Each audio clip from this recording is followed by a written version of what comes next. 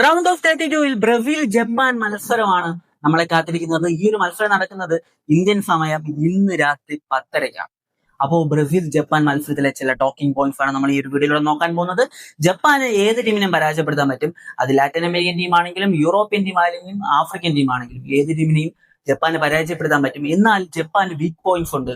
അത് പ്രോപ്പറായിട്ട് യൂസ് ചെയ്യുന്ന ഒരു ടീമിനെ ജപ്പാൻ ഒരിക്കലും പരാജയപ്പെടുത്താൻ പറ്റത്തില്ല. അപ്പൊ ആ ഒരു സംഭവമാണ് നമ്മൾ ഈ ഒരു വീഡിയോയിലൂടെ നോക്കാൻ പോകുന്നത്. അപ്പോൾ വീഡിയോയിലേക്ക് പോകുന്നതിന് മുമ്പ് ജസ്റ്റ് ചാനൽ സബ്സ്ക്രൈബ് ചെയ്താൽ നമ്മൾ സ്ഥിരമായിട്ട് വീഡിയോസ് ആയിട്ട് വരുന്നതായിരിക്കും. അപ്പോൾ വീഡിയോയിലേക്ക് നമുക്ക് പോവാം. ആദ്യമേ പറയാലോ, ബ്രസീൽ ജപ്പാൻ മത്സരത്തിന്റെ ഒരു ചരിത്രം നമുക്ക് നോക്കാം. 14 മത്സരങ്ങളാണ് ചരിത്രത്തിൽ ഇതുവരെ ബ്രസീലും ജപ്പാനും നേർക്കുനേർ വന്നിട്ടുള്ളത്. അതിൽ 11 മത്സരങ്ങളും ബ്രസീൽ ജയിച്ചു. ഒരൊറ്റ മത്സരം ജപ്പാൻ ജയിച്ചപ്പോ 2 മത്സരങ്ങൾ സമനിലയിൽ അവസാനിച്ചു. ഒരു മത്സരം ജപ്പാൻ ജയിച്ചെന്ന് പറഞ്ഞല്ലോ, അത് അവസാനമായിട്ട് ജപ്പാനും ബ്രസീലും നേർക്കുനേർ വന്ന മത്സരം.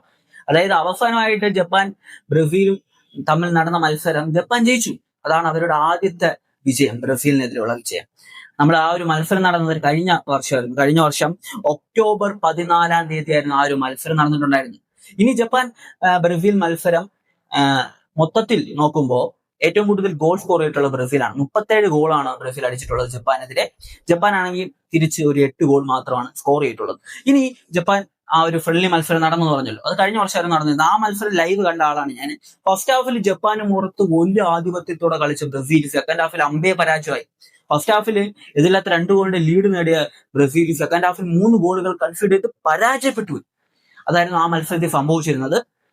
നമ്മൾ ഇനി ഈ ഒരു മത്സരത്തിലേക്ക് വരാം. ഞാൻ ആദ്യമേ പറഞ്ഞ പോലെ ജപ്പാൻ ഏത് ടീമിനെയും പരാജയപ്പെടുത്താൻ പറ്റും. അത് ആഫ്രിക്കൻ ടീമായാലും യൂറോപ്യൻ ടീമായാലും ലാറ്റിൻ അമേരിക്കൻ ടീമായാലും ഏത് ടീമിനെയും ജപ്പാൻ പരാജയപ്പെടുത്താൻ പറ്റും. കാരണം എന്താണെന്ന് വെച്ച് കഴിഞ്ഞാൽ ജപ്പാൻ പണ്ടത്തെ പോലെ ഒരു ചെറിയ രാജ്യമല്ല, ചെറിയ ഒരു കണ്ടീഷൻ അല്ല അവർക്കുള്ളത്.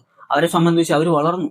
അവരുടെ പ്രൊജക്ടിന്റെ ഭാഗമായിട്ട് അവർ പ്രോപ്പറായിട്ട് അവരുടെ ഗവൺമെന്റ് പ്രവർത്തിച്ചതിലൂടെ അവര് ആ ഒരു സിസ്റ്റം പ്രോപ്പറായിട്ട് വളർത്തിയെടുത്തു. കിടിലം പ്ലേയേഴ്സ് അവർക്കുണ്ട്. യൂറോപ്പിലെ ടോപ്പ് 5 ലീഗുകൾ, പല ലീഗുകളിലും കളിക്കുന്ന സ്റ്റാർ താരങ്ങൾ ആ ഒരു ജപ്പാൻ ടീമിലുണ്ട്. ജപ്പാൻ പണ്ടത്തെ പോലെ ഒരു ചെറിയ ടീമേ അല്ല എന്നതാണ് നമ്മൾ മനസ്സിലാക്കുന്ന ഒരു കാര്യം. അവർ വളർന്നിട്ടുണ്ട്. അവരൊരു പക്ഷേ ഫ്യൂച്ചറിൽ ഒരു 5-6 വേൾഡ് കപ്പ് കഴിയുമ്പോൾ വേൾഡ് കപ്പ് നേടാൻ വരെ സാധ്യത നമുക്ക് പറയേണ്ടി വരും. ആ ലെവലിലേക്കാണ് അവരുടെ ആ ഒരു ഗ്രാഫ് ഇങ്ങനെ പൊയ്ക്കൊണ്ടേയിരിക്കുന്നത്. അപ്പോൾ അങ്ങനെ പോകുന്ന ജപ്പാനെതിരെയാണ് ബ്രസീൽ കളിക്കാൻ പോകുന്നത്. ഞാൻ തുടക്കത്തിൽ പറഞ്ഞ പോലെ ജപ്പാന് ഇന്ന ടീം എന്നൊന്നുമില്ല, ഏത് ടീമിനെയും ജപ്പാന് പരാജയപ്പെടുത്താൻ പറ്റുന്ന സാഹചര്യമാണ് നിലവിലുള്ളത്. എന്നാൽ ജപ്പാനെ സംബന്ധിച്ച് ജപ്പാന് 2 വീക്ക്നെസ് ആണ് പ്രധാനമായിട്ട് പറയും. എന്തൊക്കെയാണ് ആ വീക്ക്നെസ് നോക്കാം. ഒന്നാമത്തത്, ഒരു ടീമിന് പ്രോപ്പർ ആയിട്ട് ഒരു സിസ്റ്റം ഉണ്ടെന്ന് വെക്കുക. ഇപ്പോ ടിക്കിറ്റാക്ക അതൊരു സിസ്റ്റമാണ്. ബോൾ പൊസിഷൻ വെച്ച് കളിക്കുന്നത് ഒരു സിസ്റ്റമാണ്. അതുപോലെ തന്നെ low block, mid block, counter, അതുപോലെ തന്നെ high line, high attacking football, അങ്ങനെ ഡയറക്റ്റ് ഫുട്ബോൾ, ഇങ്ങനെ കുറെ സിസ്റ്റം ഉണ്ട്.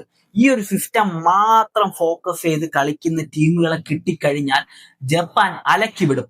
അത് നമ്മൾ കഴിഞ്ഞ വേൾഡ് കപ്പിൽ, അതിന് മുമ്പത്തെ വേൾഡ് കപ്പിലൊക്കെ കണ്ടാണ്. ജർമ്മനിക്ക് എന്ത് സംഭവിച്ചു, സ്പെയിനിന് എന്ത് സംഭവിച്ചു. കാരണം ഇവരൊക്കെ സിസ്റ്റം ഫുട്ബോൾ കളിക്കുന്ന ടീമുകളായിരുന്നു. അവർ വന്ന് ജപ്പാന്റെ മുന്നിൽ കളിച്ചപ്പോൾ പരാജയപ്പെട്ടു. കാരണം ജപ്പാൻ അറിയാലോ, ഇവർ ഈ ഒരു സിസ്റ്റത്തിൽ കളിക്കുന്ന ടീമാണ്. ജപ്പാനെ സംബന്ധിച്ച് ജപ്പാൻ ഒരു പ്രോപ്പർ സിസ്റ്റം ഒന്നുമില്ല. ഇതുപോലത്തെ സിസ്റ്റം ഒന്നും അവർ ഉപയോഗിക്കുന്നില്ല. അവരുടെ ഗെയിമേ വേറെയാണ്. അപ്പൊ അതുകൊണ്ട് തന്നെ അവരുടെ സിസ്റ്റത്തിന് നേരെ ഓപ്പോസിറ്റ് ആയിട്ട് നിൽക്കുന്ന ഒരു ഗെയിം സ്റ്റൈലുമായിട്ട് ജപ്പാൻ വരും, അവരെ പരാജയപ്പെടുത്തും. ഇതാണ് കോമൺ ആയിട്ട് നമ്മൾ കാണുന്ന പരിപാടി. എന്നാൽ ഇവിടെ വന്നു കഴിഞ്ഞാൽ കാർലോ ആഞ്ചലോട്ടി എന്ന കോച്ചിന് ഒരു സിസ്റ്റവും ഇല്ല.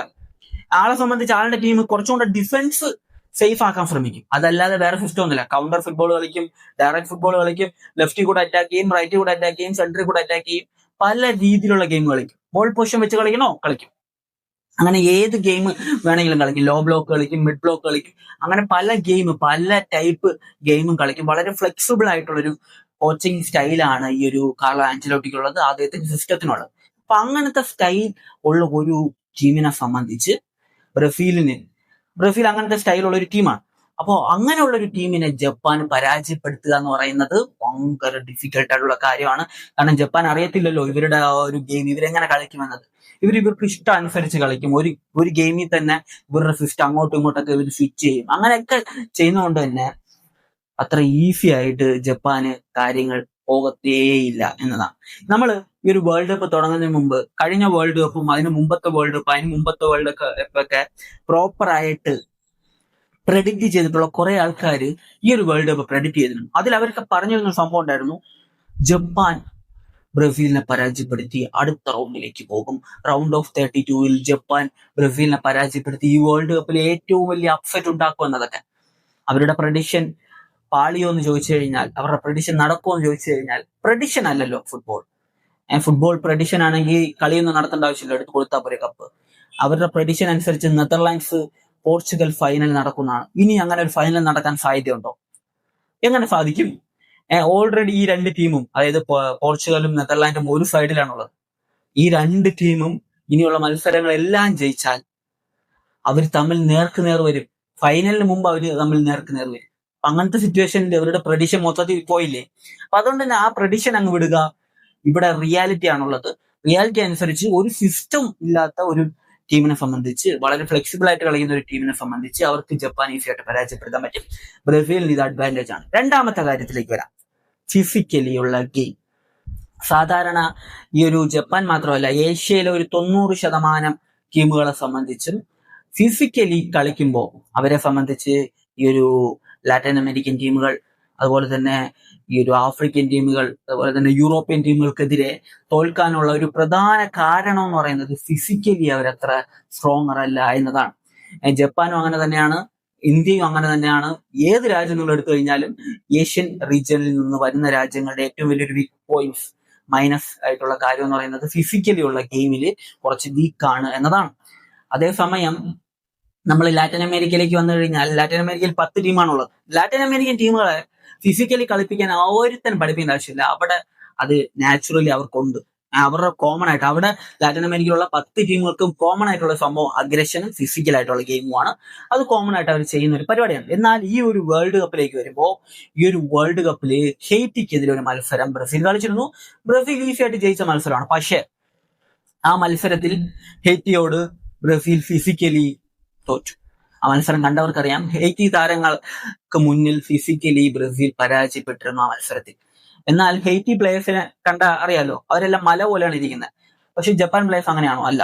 അവരെ സംബന്ധിച്ച് ഹെയ്റ്റിയുടെ അത്രയും ഫിസിക്കലി ഒന്നും അവർക്ക് അപ്രോച്ച് ചെയ്യാൻ പറ്റത്തില്ല. അതുകൊണ്ട് തന്നെ ജപ്പാന് മുകളിൽ ഫിസിക്കലി ഒരു ആധിപത്യം പുലർത്താൻ ബ്രസീലിന് കഴിഞ്ഞാൽ, ബ്രസീൽ എന്നല്ല ഏത് ടീമിന് കഴിഞ്ഞാലും ആ ടീമിനെ ജയിക്കാൻ പറ്റും. ഇത് കോമൺ ആയിട്ടുള്ള കാര്യമാണ്. ബ്രസീൽ, ഈ ഒരു ജപ്പാൻ എന്ന് പറയുന്ന ടീമിന്റെ ഒരു അവസാനത്തെ നടന്നിട്ടുള്ള മത്സരങ്ങളുടെ റിസൾട്ടും ഒക്കെ നോക്കിക്കഴിഞ്ഞാൽ നിങ്ങൾക്ക് തന്നെ അറിയാൻ പറ്റും. ടാക്ടിക്കലി ഒരു പ്രോപ്പർ ടാക്ടിക്സിൽ, ഒരു പ്രോപ്പർ സിസ്റ്റത്തിൽ കളിക്കുന്ന ടീം ബ്രസീലിന്, ഈ ജപ്പാനെതിരെ കളിച്ചു കഴിഞ്ഞാൽ തോൽക്കും. അതേസമയം ഒരു സിസ്റ്റവും ഇല്ലാത്ത ടീം ജപ്പാനെതിരെ കളിച്ചു കഴിഞ്ഞാൽ ജയിക്കാനുള്ള ചാൻസ്. അതുപോലെ ഫിസിക്കലി കളിക്കുന്ന ഒരു ടീം പോയിട്ട് ജപ്പാനെതിരെ കളിച്ചു കഴിഞ്ഞാൽ ജയിക്കും. ഫിസിക്കലി ജപ്പാൻ പ്ലേയേഴ്സ്, ജപ്പാൻ എന്നല്ല ഏഷ്യൻ പ്ലേയേഴ്സ് വീക്ക് ആണ് എന്നതാണ്. അപ്പൊ ഇതാണ് ആ ഒരു വീക്ക് പോയിന്റ് എന്ന് പറയുന്നത്. പ്രഡിഷൻ ഒന്നും നിങ്ങൾ നോക്കണ്ട. ഈ ഒരു മത്സരം ബ്രസീൽ വിജയിക്കുമെന്ന് തന്നെയാണ് എന്റെ ഒരു പ്രഡിഷൻ എന്ന് പറയുന്നത്. വലിയൊരു സ്കോർ മാർജിനിലൊന്നും ബ്രസീൽ വിജയിക്കത്തില്ല. ഈസി ആയിട്ട് ബ്രസീൽ വിജയിക്കുമെന്ന് തോന്നുന്നില്ല. നല്ല ടഫായിരിക്കും. ഒരു വലിയ സ്കോർ മാർജിൻ ഒന്നും കാണത്തില്ല. ഒരു എതിരില്ലാത്ത ഒരു ഗോളിന്, അല്ലെങ്കിൽ 1-2 ഗോളിന്, അല്ലെങ്കിൽ 2-3 ഗോളിന്, അങ്ങനത്തെ ഒക്കെ ഒരു സ്കോർ മാർജിൻ ആയിരിക്കും. അങ്ങനത്തെ 1-2 ഗോളിന്റെ ഒരു സ്കോർ മാർജിനിലെ ഒരു വിജയം മാത്രമായിരിക്കും ബ്രസീൽ സ്വന്തമാക്കാൻ പോകുന്നത്. ബ്രസീൽ അടുത്ത റൗണ്ടിലേക്ക് അനായാസം കടക്കുന്നൊന്നും ഞാൻ പറയുന്നില്ല, ടഫാണ്. പക്ഷെ അടുത്ത റൗണ്ടിലേക്ക് ബ്രസീൽ കാണാം. അപ്പൊ നിങ്ങളുടെ ഒപ്പീനിയൻ എന്ത് തന്നെയാണെങ്കിലും കമന്റിൽ പറയാം. മറ്റൊരു വീഡിയോ ആയിട്ട് കാണുന്നതായിരിക്കും. ബൈ ബൈ വിത്ത് ഫുഡ് ഷാറ്റ്.